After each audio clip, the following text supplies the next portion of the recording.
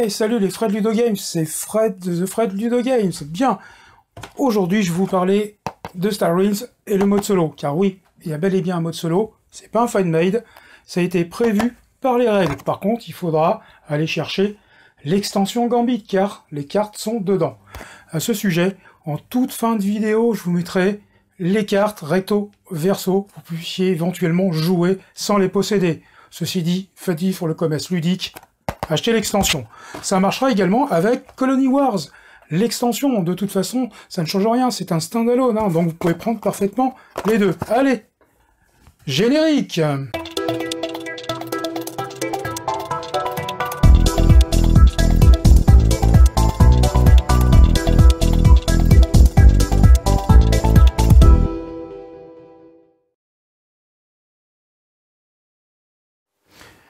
Voici la mise en place pour Star Realms version solo.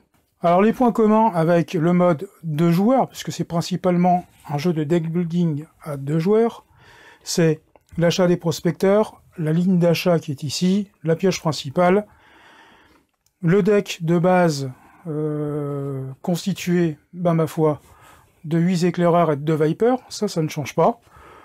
En revanche, ce qui change, c'est vous démarrez le jeu avec 75 points de renommée au lieu des 50. Et de l'autre côté, ici, on retrouve les pirates de l'étoile noire, d'accord, qui est une des 2 cartes du mode solo, qui ne démarre qu'avec, c'est marqué sur la carte, uniquement que 25 de renommée.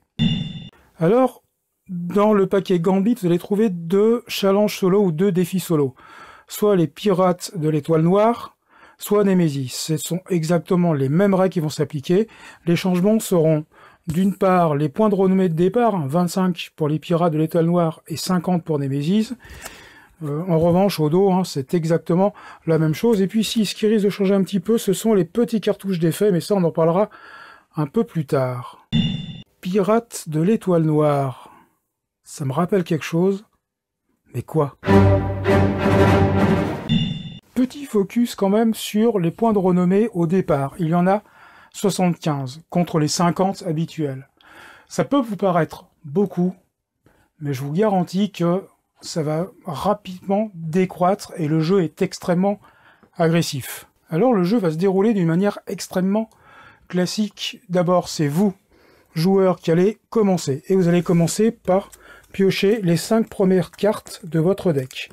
En effet, contrairement à la règle de base où le premier joueur démarre avec 3 cartes, là vous démarrez avec 5 cartes. Dans vos 5 cartes, vous regardez un petit peu ce que vous avez. Je vous rappelle que il faut dépenser quasiment, si on peut, l'intégralité. Donc là, pour l'instant, je suis en début de jeu, donc je n'ai que des éclaireurs. Et donc j'ai la possibilité d'acheter à hauteur de 5 points d'achat. Je peux regarder ce que j'ai dans la ligne d'achat. Alors j'ai pas grand-chose au début. Enfin, il y a des choses sympas. J'ai 2 bases ici présentes, mais elles sont trop chères pour l'instant. Bon, je vais pas faire la fine bouche, j'ai 5 d'achats. Et je vais acheter le drone ravitailleur, que je vais mettre dans ma défausse. Ça, c'est la règle de base, bien sûr. Et puis, je vais acheter le drone artilleur. Et puis, comme ils sont de la même faction, globalement, lorsque je les aurai en jeu, je pourrai, le cas échéant, éventuellement, faire les 2 parties du cartouche.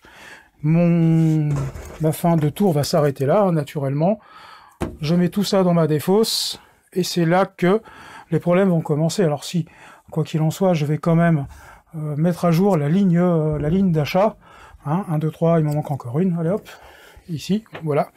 Et maintenant, ça va être aux pirates de l'étoile noire de rentrer en jeu. Et vous allez voir, c'est pas la même histoire. Alors c'est aux pirates de l'étoile noire de rentrer en jeu. La première chose qu'on va faire, on va prendre la carte la plus éloignée de la ligne d'achat et nous allons la défausser. On décale toutes les cartes restantes d'un cran et on poche la suivante que l'on met en place. Comme ceci. La carte qu'on vient de mettre en place, on va regarder attentivement la faction qui en est issue. D'accord? Pour le coup, on regarde et c'est une faction rouge. Et à partir de là, on va se reporter tout simplement sur la carte du mode solo et on va appliquer ce qui se passe dans le cartouche pour la faction rouge. Alors on nous dit, premièrement, retirer la ligne d'achat. Bon, ok, allons-y.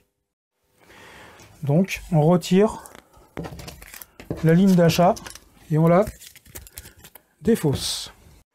Ensuite, on nous dit, les pirates attaquent avec la faction rouge égale à 2 fois le coût de la nouvelle carte la plus chère. En d'autres termes, il va falloir reconstituer la ligne d'achat et on ira voir quelle est la carte la plus chère du côté de la faction rouge.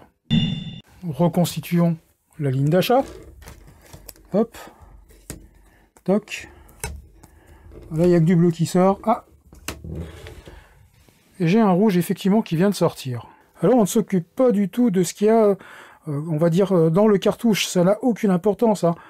On regarde simplement le coût de la carte, qui est de 2. Et si j'applique ce qu'il y avait dans le cartouche des pirates de l'étoile noire, et bien globalement, je subis une puissance d'attaque de 2 fois le coût de la carte, c'est-à-dire 4. Comme je n'ai ni base ni poste avancé pour me protéger, je perds donc directement 4 points de renommée. Alors je vous laisse imaginer si j'avais sorti le Mecha Artilleur qui a un coût d'achat de 6 x 2, ça aurait fait 12, et j'aurais subi un dégât de 12 points de renommée, ce qui n'est pas du tout la même chose.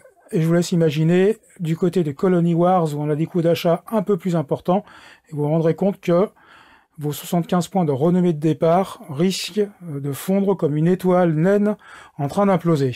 Une étoile naine en train d'imploser. C'est probable ce que je viens de dire. Bon, passons. C'est la fin du tour des pirates de l'étoile noire, et ça serait à nouveau à votre tour de jouer, c'est-à-dire retirer 5 cartes, aller chercher dans la ligne d'achat ce qui vous intéresse, construire votre deck, et ensuite on passe après de nouveau aux pirates, ainsi de suite, jusqu'à que l'un des deux n'ait plus un seul point de renommée. Bien entendu, dans le cadre de cette vidéo, je ne vais pas dérouler les tours de jeu. Voyons voir quelques cas particuliers. Si j'ai, comme ici à l'écran, une base en jeu, entre autres la station rotative Blob, les pirates, s'ils doivent m'infliger des dégâts, préféreront détruire ma base. Sauf si ils sont en mesure de remporter la partie en éliminant, on va dire, les derniers points de renommée qu'il me reste. En revanche, si j'ai une base, ce qu'on appelle avancée, un poste avancé, et bien de la même manière que pour les règles de base, ils devront d'abord réduire à néant mon poste avancé, en l'occurrence ici le poste de combat, et puis ensuite ils pourront s'attaquer ou à des bases, ou bien directement à mes points de renommée. Enfin, dans le cas où vous avez plusieurs bases, les pirates attaqueront toujours la base qui possède la défense la plus élevée et qu'ils sont en mesure de détruire. En cas d'égalité, donc si j'avais par exemple 2 bases de valeur 7 ou 2 bases de valeur 5, ce sera à vous, en tant que joueur, de faire ce choix.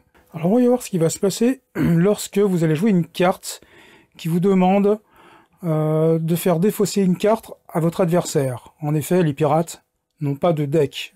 Dans ce cas, vous allez piocher une carte de votre deck, d'accord, et puis vous allez en défausser une. Bien entendu, hein, ça va être très facile de se défausser des cartes un peu plus faibles. Non, vous les défaussez, vous les remettez dans votre pioche. Hein. Voilà, comme ceci. Ça va permettre un petit peu, dans ce cas-là, d'améliorer ponctuellement votre deck.